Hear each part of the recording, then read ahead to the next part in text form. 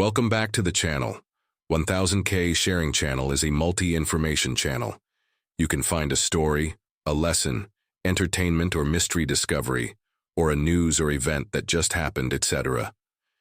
Therefore, we hope you will find a lot of useful information when watching this channel. Breezy, touching stories about Pope Francis, embracing a disfigured man. Pope Francis deeply moved the world when he embraced and kissed an Italian man whose body was severely deformed due to a genetic disease, demonstrating compassion and acceptance toward those society often shuns. Visiting young prisoners during the Holy Thursday foot-washing ceremony, instead of holding it in a church, the Pope visited a juvenile detention center and washed the feet of inmates, including women and Muslims, breaking tradition to highlight humility and forgiveness. Inviting homeless people for his birthday dinner on his birthday, rather than hosting a lavish celebration, Pope Francis invited 300 homeless people to dine with him at the Vatican, showing his heart was always with the forgotten, comforting a child on stage. At a public event, a young boy ran onto the stage and hugged Pope Francis. Rather than stopping him, the Pope smiled warmly and allowed the child to stay by his side, touching hearts worldwide with his kindness and closeness. Selling a luxury car to help the poor upon becoming Pope, he sold the Vatican's expensive Mercedes-Benz and used the money to help the poor, embodying a simple lifestyle in service to others. Visiting refugee camps. Pope Francis personally visited refugee camps in Greece and brought several refugee families back to the Vatican, powerfully demonstrating love and direct action to support those in desperate need. The healing embrace. Pope Francis and the power of compassion. In the sunlit vastness of St. Peter's Square, surrounded by throngs of pilgrims and tourists alike, an act of pure, selfless love unfolded, an act so profound that it would be seared into the collective memory of humanity. It was November 6, 2013, a typical Wednesday for the Vatican's general audience.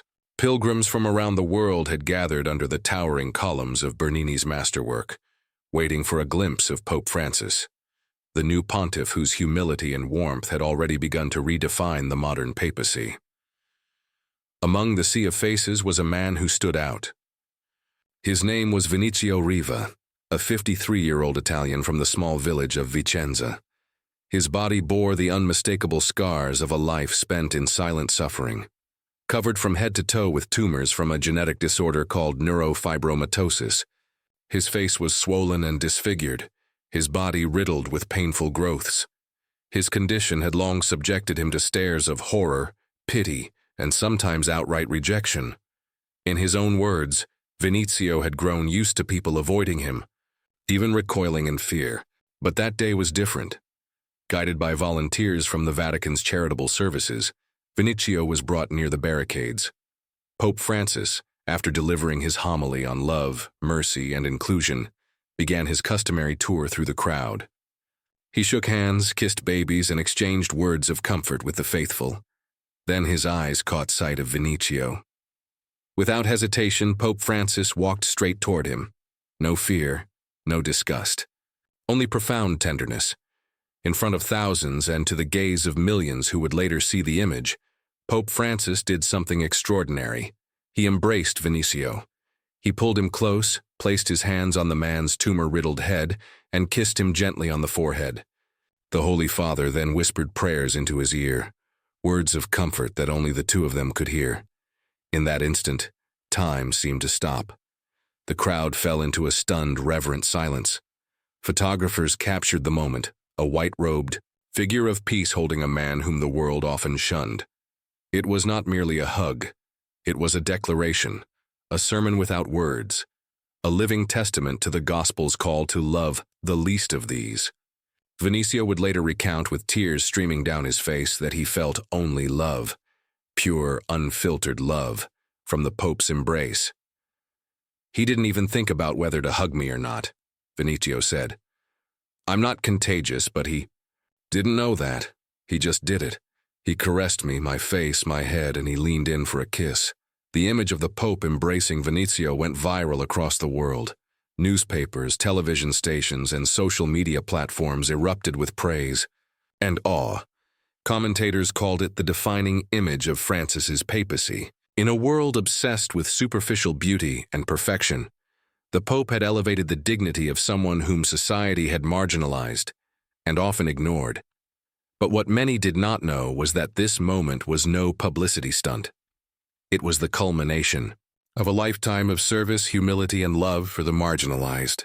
The road to St. Peter's, Pope Francis's journey of compassion born. Jorge Mario Bergoglio in Buenos Aires, Argentina, Francis grew up in a working-class family of Italian immigrants. From a young age, he learned the values of humility, empathy, and service. His experiences in the barrios, the poorest neighborhoods of Buenos Aires, deeply shaped his worldview.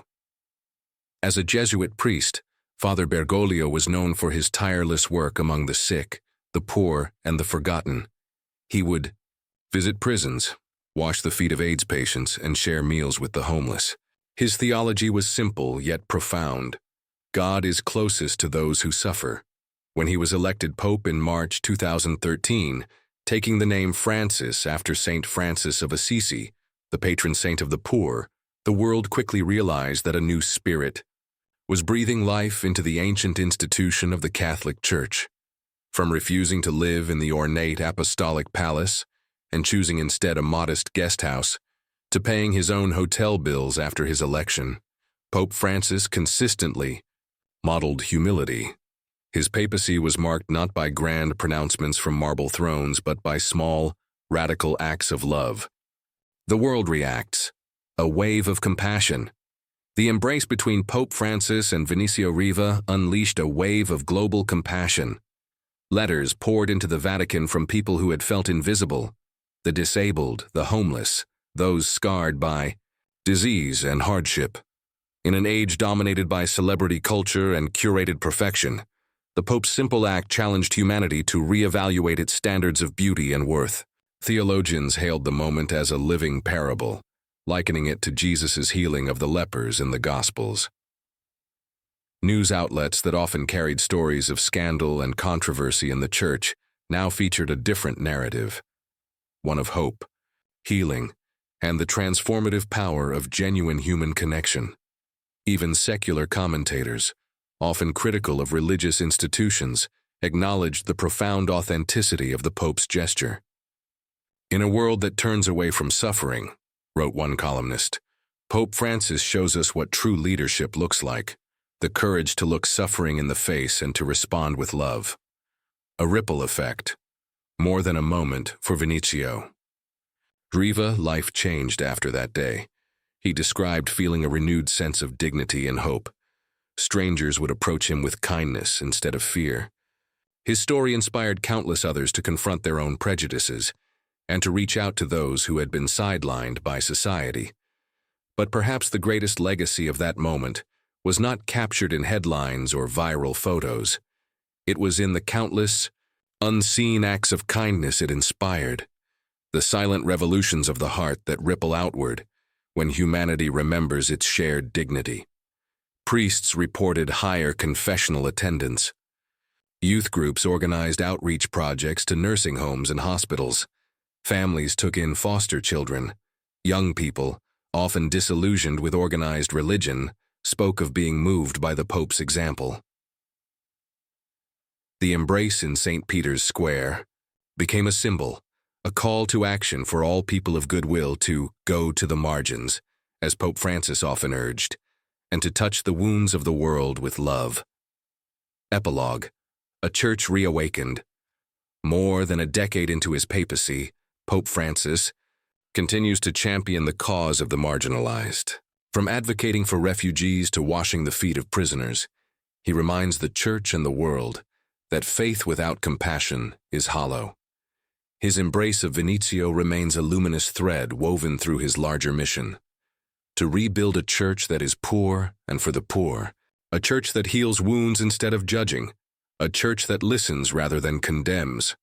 As Pope Francis himself once said, quoting an old Jesuit motto, "The world is broken, yes, but the world is also loved, the world is redeemed." And in that singular moment, a pope bending low to embrace a man the world had long ignored, The world glimpsed, however briefly, the healing heart of God. Thank you for watching until the end of the video. If you find the information useful, please like, share, or leave a comment so we know what we need to improve in the next videos. Thank you very much.